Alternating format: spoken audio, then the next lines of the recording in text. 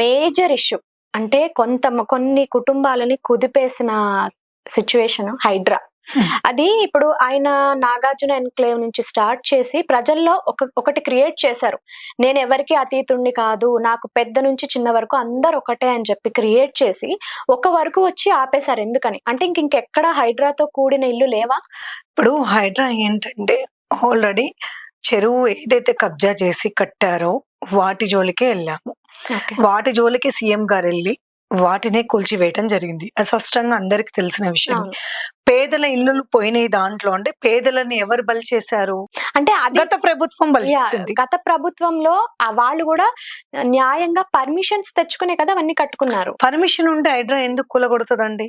Permission లేనియే అంటే కదా. ప్రభుత్వం వచ్చినప్పుడల్లా ఇష్టం వచ్చినట్టు పర్మిషన్స్ మార్చడం, కూలగొట్టడం, కట్టుకోవడం. ఇక్కడ ప్రజలు కదా బలి అయిపోయేది. ప్రజల్లో ఎవరైతే నష్టపోయారో వాళ్లకు మా ప్రభుత్వం సహాయం చేస్తుంది.